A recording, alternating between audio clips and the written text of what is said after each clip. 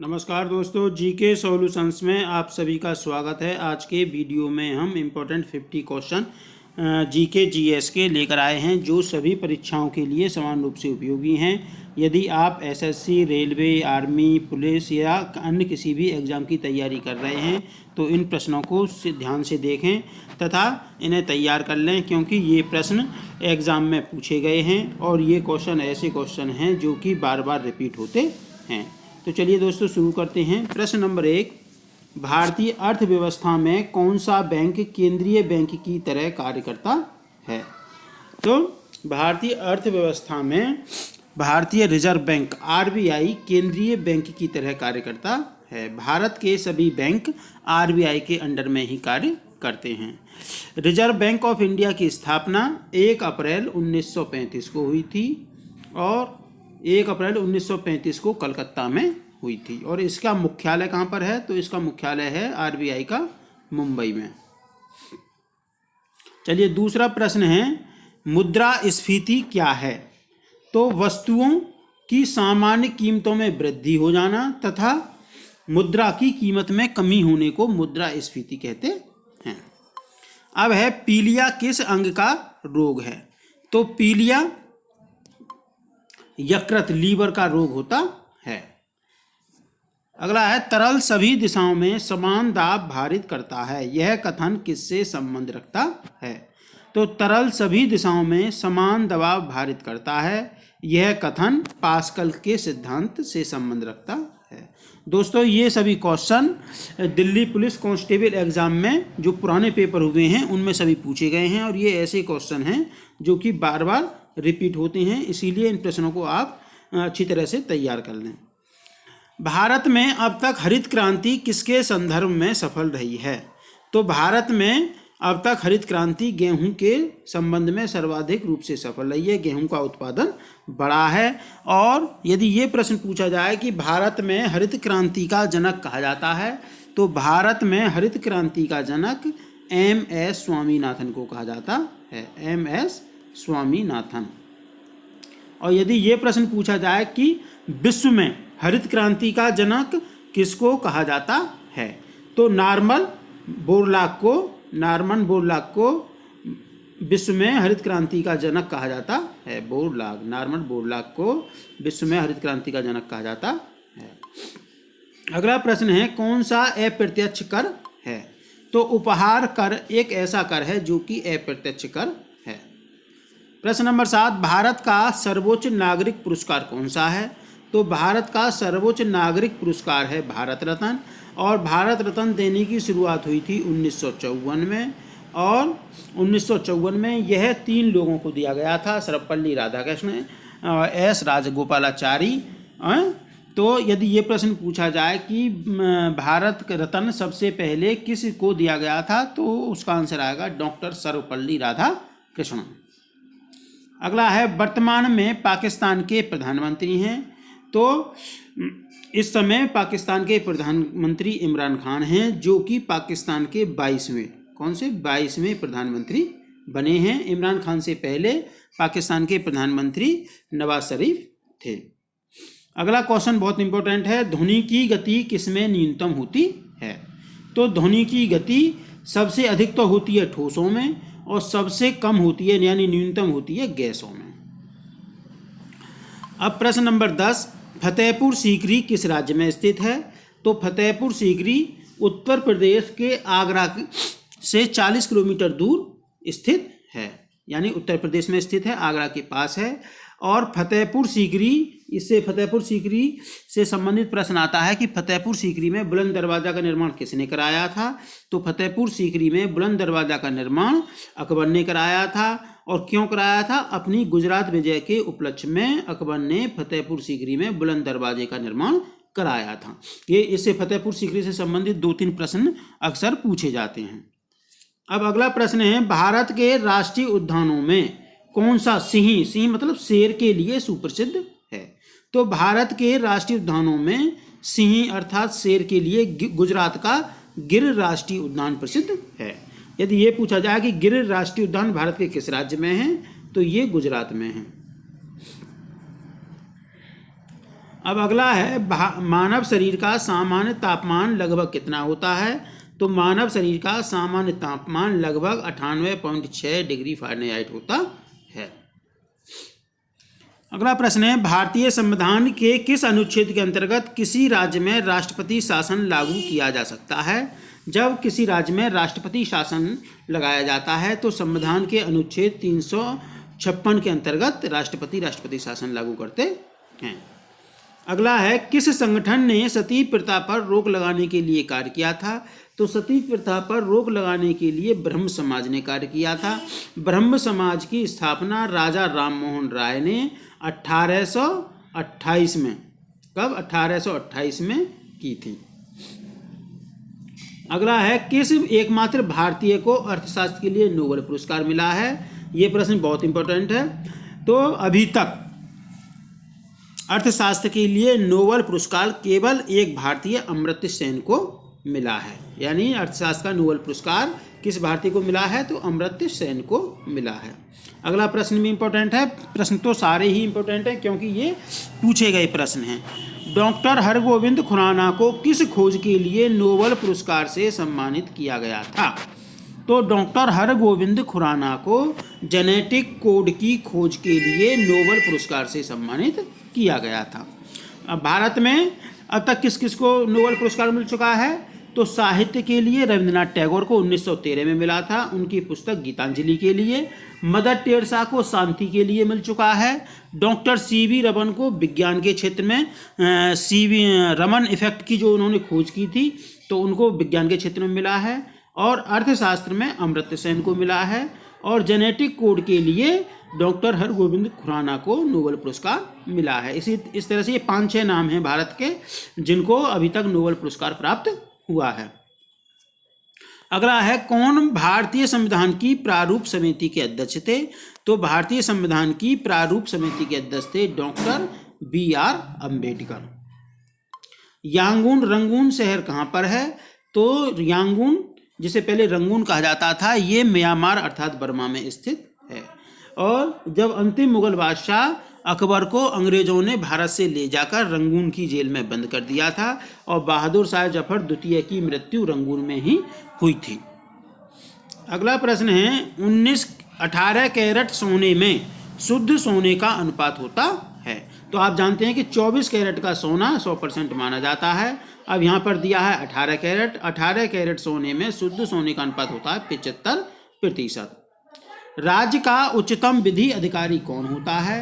राज्य का उच्चतम विधि अधिकारी अर्थात राज्य सरकार का सर्वोच्च कानूनी अधिकारी एडवोकेट जनरल होता है। एडवोकेट जनरल को महाधिवक्ता कहा जाता है। महाधिवक्ता की नियुक्ति राज्यपाल के द्वारा की जाती है। अगला है मुगल बादशाह अकबर ने अमृतसर के लिए किसको स्थान दिया था।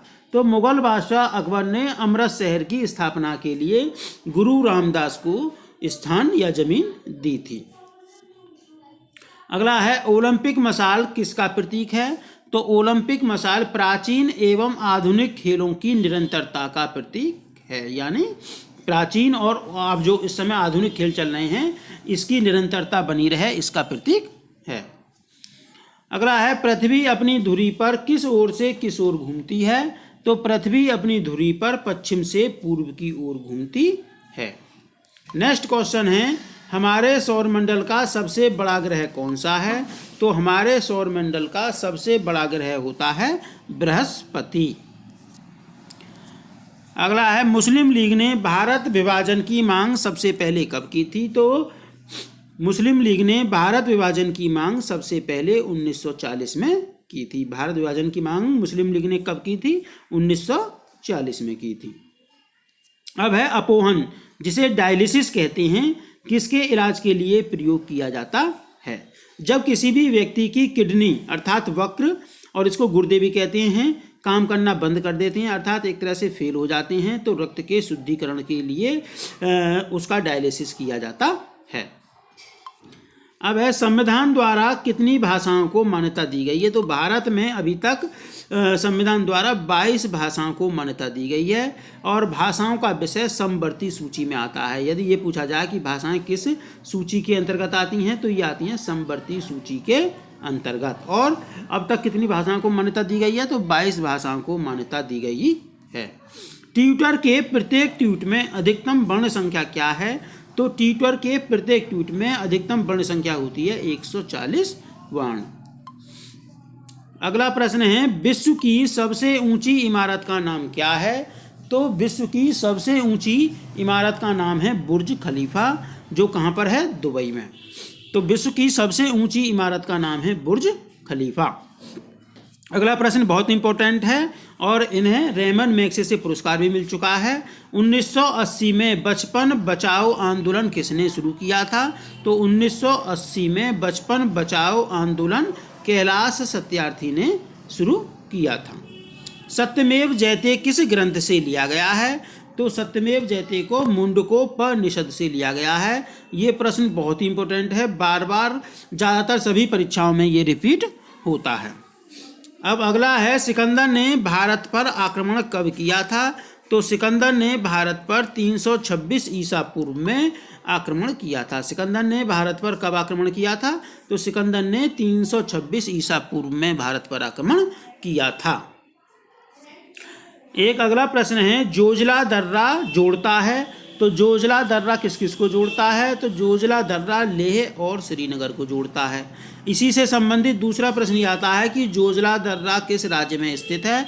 तो जोजिला दर्रा जम्मू कश्मीर में स्थित है, जम्मू कश्मीर में। और एक दूसरा दर्रा जो पूछा जाता है तो उसका नाम है नाथुला दर्रा, कि नाथुला दर्रा किस राज्य में है? तो नाथुला दर्रा किस राज्य में है? सिक्किम में है। जोजिला दर्रा किस राज्य में है? जम्मू कश्मीर में है। जोजिला दर्रा किस किस को जोड़ता है? तो लेह और श्रीनगर को जोड़ता है। अब अगला प्रश्न है, जलियांवाला बाग हत्याकांड के लिए जिम्मेदार जनरल डायर को किसने मारा?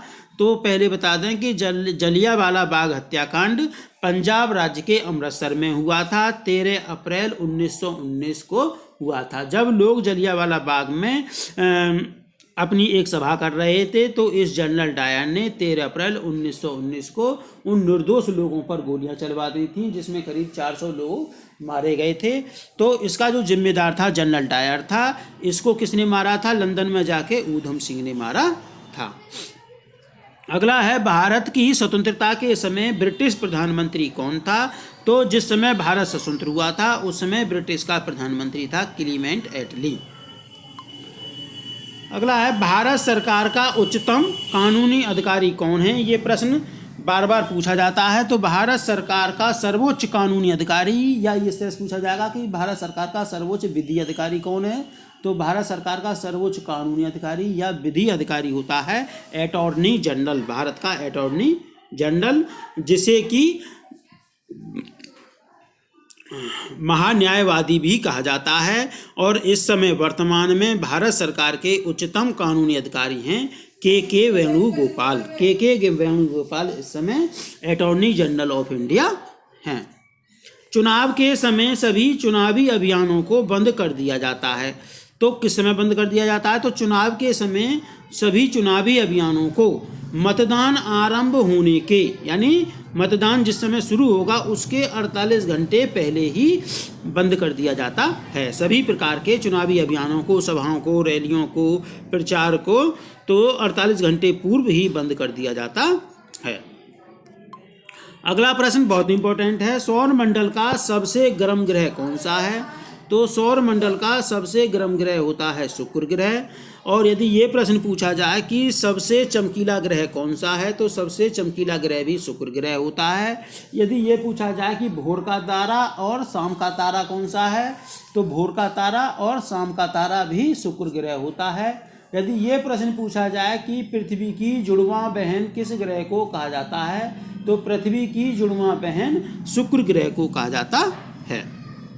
अब अगला प्रश्न है, कृत्रिम मधुमक्खी पालन कहलाता है। तो मधुमक्खी पालन करना क्या कहलाता है? एपीकल्चर। और कल हमने बताया था कि रेशम कीट का पालन क्या कहलाता है? तो सीरीकल्चर कहलाता है। और कृत्रिम मधुमक्खी पालन करना कहलाता है एपीकल्चर। अगला है, राष्ट्रीय विकास के सदस्य होते हैं। तो राष्ट्रीय विकास के सदस्य कौन कौन होते हैं? तो राष्ट्रीय विकास के सदस्य होते हैं प्रधानमंत्री, राज्यों के मुख्यमंत्री, सभी राज्यों के मुख्यमंत्री, और नीति आयोग, जिसे पहले योजना आयोग कहा जाता था, इस समय नीति आयोग कहते हैं, के सदस्य। तो राष्ट्रीय विकास परिषद के सदस्य होते हैं प्रधानमंत्री, राज्यों के मुख्यमंत्री और नीति आयोग के सदस्य होते हैं। किस राज्य की राजकीय भाषा अंग्रेजी है? तो किस राज्य की राजकीय भाषा अंग्रेजी है? नागालैंड की। तो नागालैंड की राजकीय भाषा अंग्रेजी है। चाहे आप आर्मी की किसी भी ट्रेड की तैयारी कर रहे हों, ये प्रश्न अत्यंत ही महत्वपूर्ण हैं, अतः इसमें से आप सभी प्रश्नों को तैयार कर लें अच्छी तरह से। किसी राज्य की राजकीय भाषा अंग्रेजी है? तो नागालैंड की। और नागालैंड की राजधानी कौन सी है? नागालैंड की राजधानी है कोहिमा। जो इससे पिछली बार आर्मी जीडी का पेपर हुआ था, उसमें 3 राजधानियां पूछी गई थी, इसीलिए आप प्रत्येक राज्य और संघ शासित प्रदेशों की राजधानियों को अच्छी तरह से तैयार कर लें। अब है, भारत के उच्च न्यायालय में न्यायाधीश बनने वाली प्रथम महिला कौन थी? तो भारत के उच्च न्यायालय में न्यायाधीश बनने वाली प्रथम महिला थी अन्ना चांडी। और भारत के उच्च न्यायालय में मुख्य न्यायाधीश बनने वाली महिला कौन थी? तो भारत के उच्च न्यायालय में मुख्य न्यायाधीश बनने वाली जो वो थी, उच्च न्यायालय में मुख्य न्यायाधीश बनने वाली प्रथम महिला थी लीला सेठ। और भारत के सर्वोच्च न्यायालय में मुख्य न्यायाधीश बनने वाली प्रथम महिला थी एम फातिमा बीबी। अब सबसे नवीन राज्य तेलंगाना कब अस्तित्व में आया? आपको पता है कि हमारे देश भारत में इस समय राज्यों की संख्या कितनी है? 29 है। और सबसे अंत में जो राज्य बना है उसका नाम तेलंगाना है, और तेलंगाना की राजधानी है हैदराबाद। और वहाँ के यदि मुख्यमंत्री पूछे जाएं तो के चंद्रशेखर राव तेलंगाना के इस समय मुख्यमंत्री हैं। और ये राज्य कब बना था? तो 2 जून 2014 को तेलंगाना बना था। अगला प्रश्न है, भारत का सबसे लंबा राष्ट्रीय राजमार्ग है? तो भारत का सबसे लंबा राष्ट्रीय राजमार्ग है राष्ट्रीय राजमार्ग संख्या 44, जिसे NH 44 कहा जाता है, जो कहाँ से कहाँ तक है? श्रीनगर से कन्याकुमारी तक। पानी से भरे गिलास में बर्फ का टुकड़ा तैर रहा है, टुकड़ा के पिघल जाने पर गिलास में पानी के तल पर क्या प्रभाव पड़ता है? तो पानी से भरे गिलास में एक बर्फ का टुकड़ा तैर रहा है, और जब पूरा टुकड़ा पिघल जाता है तो गिलास में पानी के तल पर कोई भी प्रभाव नहीं पड़ता है, अर्थात उसका तल जो है अपरिवर्तित रहता है, वह ना तो बढ़ता है और ना ही घटता है। अगला है, महावीर स्वामी का जन्म कहाँ हुआ था? तो महावीर स्वामी का जन्म वैशाली के कुंडलपुर या कुंडल ग्राम में हुआ था। अब यहाँ महावीर स्वामी से संबंधित जो प्रश्न पूछे जाते हैं, ये प्रश्न पूछा जाता है कि जैन धर्म के 24वें तीर्थकर कौन थे? तो जैन धर्म के 24वें तीर्थकर महावीर स्वामी थे। और यदि ये पूछा जाए कि जैन धर्म के 23वें तीर्थकर कौन थे? तो 23वें तीर्थकर थे पार्श्वनाथ। 23वें तीर्थकर पार्श्वनाथ थे, 24वें तीर्थकर महावीर स्वामी थे। और यदि ये पूछा जाए कि जैन धर्म के संस्थापक कौन थे या प्रथम तीर्थकर कौन थे? तो जैन धर्म के प्रथम तीर्थकर थे ऋषभदेव। अब अगला प्रश्न है, एक रडार जो दुश्मन के जहाज की उपस्थिति का पता लगाता है, वह किन तरंगों का प्रयोग करता है? तो रडार जो कि दुश्मन के जहाज की उपस्थिति का पता लगाता है, रडार में पराध्वनिक तरंगों का प्रयोग किया जाता है। एवरेस्ट पर्वत शिखर की ऊंचाई कितनी होती है? तो एवरेस्ट पर्वत शिखर जो कि दुनिया का सबसे ऊंचा पर्वत शिखर है, इसकी ऊंचाई होती है 8,850 मीटर। और मदर टेरेसा का जन्म कहाँ हुआ था? तो मदर टेरेसा का जन्म अल्बानिया में हुआ था और इन्हें शांति का नोबेल पुरस्कार मिला था। अब सबसे अंत में प्रश्न है, दुनिया का सबसे छोटा महासागर कौन सा है? तो दुनिया का सबसे छोटा महासागर है आर्कटिक महासागर। अब महासागरों में जो प्रश्न पूछे जाते हैं, एक प्रश्न पूछा जाता है कि कितने महासागर हैं? तो 5 महासागर हैं। और दुनिया का सबसे बड़ा एवं गहरा महासागर कौन सा है? तो दुनिया का सबसे बड़ा और गहरा महासागर है प्रशांत महासागर। और सबसे छोटा महासागर कौन सा है? तो सबसे छोटा महासागर है आर्कटिक महासागर। तो दोस्तों, यदि आपको हमारा ये वीडियो पसंद आया हो तो इसे लाइक करें, अधिक से अधिक शेयर करें, साथ ही अपने फ्रेंड्स या ग्रुप के बीच में इसे अधिक से अधिक शेयर करें, और हमारे चैनल GK सॉल्यूशंस को सब्सक्राइब करके इसी तरह की वीडियोस प्राप्त करें। जय हिंद, जय भारत।